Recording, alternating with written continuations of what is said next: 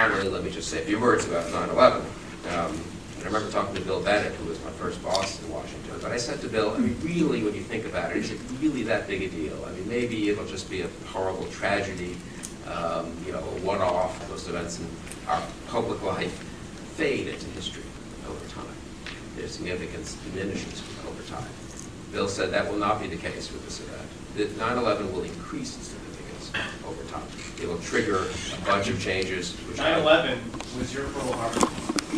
It was a lie. Okay, well, anyway, well, 9/11. I mean, he's right in that you say that you think it might not have had a big Excuse me. We have a speaker here. You have plenty of opportunity at the end of this talk to ask questions. 9/11 was a lie. But I mean, Fine. the thing is, ladies and he's gentlemen, the if you were party not that willing, made it. if you were not willing to have an orderly discussion, then I will ask you to leave. We will have an opportunity to speak, and you will be called on.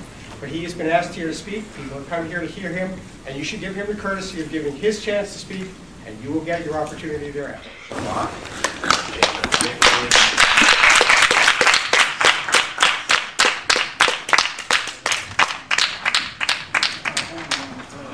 You're live, Mr. Kristol. See you later. Nice evening. You spend time with criminals. You are a criminal. Excuse me, I've asked you once. If you'd like to say We're leaving. Goodbye. You got your wish. World Trade Center building 7, controlled demolition. What about building 7? Listen, if you'd like to have something to say afterwards, say it afterwards. If you'd like to disrupt, I have to ask you. I was wondering if you could tell everybody here what exactly was meant in the project for a new American century by a new Pearl Harbor being helpful, and who exactly would it be helpful to? Yeah, let me explain. The Project for the New American Century is a little think tank that I was chairman of. It's kind of winding down now. There's one sentence in it, which is kind of ludicrous, frankly, life on the internet now, in which Tom Donnelly wrote, it says something like, there needs to be a big defense build-up, but American history suggests, I think he says something like this, that unless there is an attack or some cataclysmic event like Pearl Harbor, it's very hard to get it's very hard to get the political will for a defense build-up until the threat is brought home. And that's the context he mentions Pearl Harbor. So the 9/11 was pretty convenient for the It wasn't convenient for me. 9/11 was that event. Yeah, that's not worth even debating.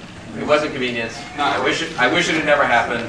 I have no interest in a military build-up for the sake of a military build-up. Some of us thought a military build-up was necessary to help America keep the peace, and I still think that is the case. But we didn't invite 9/11, we didn't applaud 9/11, and we didn't obviously cause 9/11. Anyway, it's a big event, and it's not a lie. Yeah, it is. It was an attack which killed 3,000 people, and we reacted. Mr. Kristol, my name is Kevin Smith. I'm a producer of one of these new media outlets you're talking about. I work for a nationally syndicated radio host on 2 different networks. I am a conservative, sir, not a neoconservative. I believe in the right to possess arms. I believe in property rights. I believe in a sovereign nation. You've mentioned communism quite a few times, kind of tongue-in-cheek, which is strange for you because your father was a Trotskyite and one of the top communists in this country. Laugh all you want. I will laugh. I'll go through your father's quotes if you want. There are freedom-destroying, liberty-gutting things. Got a question? Got a comment? Yeah. Kiss monger. Sir, due to the fact that Israel recently got kicked out of Lebanon, the Syrian attack is not going on according to plan. I recently saw Richard Holbrooke rein you in on Charlie Rose. He said, I'm on your side, don't get me wrong, but slow down, Bill. He doesn't want to go into Iran right now. What's your question? He's getting there. He said we could ask questions after he was done speaking, so let him ask his question. I would get there quicker. You seem to be an avid proponent of war with Iran. Why don't you get yourself a rifle and why don't you join? Head over there. Quit putting the sons and daughters in harm's way. I'm a conservative. Can I answer the question? Yes, you can, sir.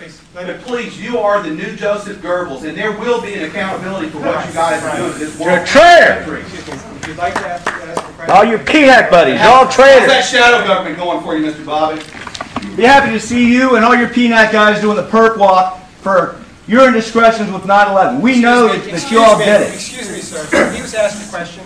He told you you'd have an opportunity to ask questions, and I think the speaker... I'm not asking a question. I'm making a statement. I understand that, and there's an opportunity for speeches and statements in various places. Sure, we're listening to Trader. Go We're going to ahead. have an answer to the question. Thank you very much. Mr. Trader, go ahead. It's always good to see civil discourse. You're entitled to be a conservative, not a neoconservative. Some of my best friends are conservatives and aren't neoconservatives, and some of my friends are paleoconservatives who certainly were against the war in Iraq. Just to clarify the record here, my father was a Trotskyite at age 19. I believe he stopped when he went into the army in 1942 and decided communism was not really workable, and many fine young people were Trotskyites and anti-Stalin, I would say, at the time. He is not an influential communist in any way, and was an anti-communist from the get-go after 1945, 1946. I do think we need to confront Iran. I don't think diplomacy or sanctions have much chance of working without the threat of force.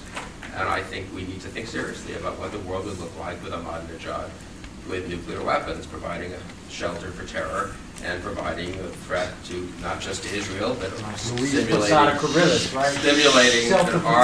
stimulating an arms Y'all people talking about y'all lock and step.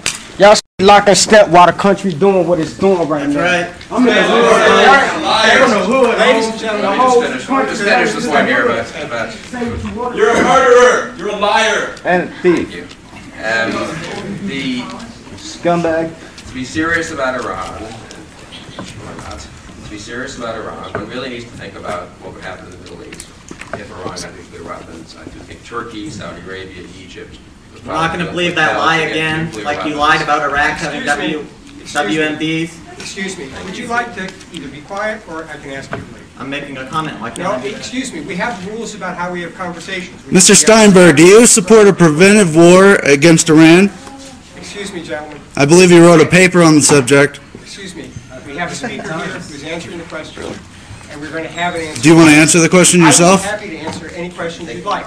Right now, the speaker's going to answer the question. What was your opinion on having a war with Iran after the 2006 Bilderberg meeting where you colluded with Rockefeller? Okay.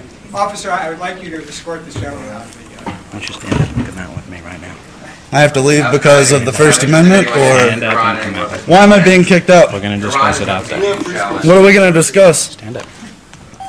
Iran's going to be a huge challenge. Why?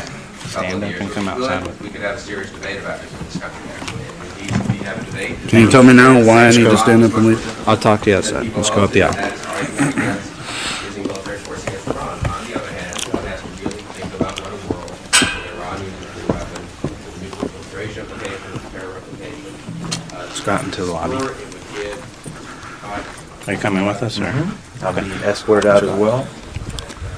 You're leaving on your own. I'm not escorting you out. Well, I'm leaving as well.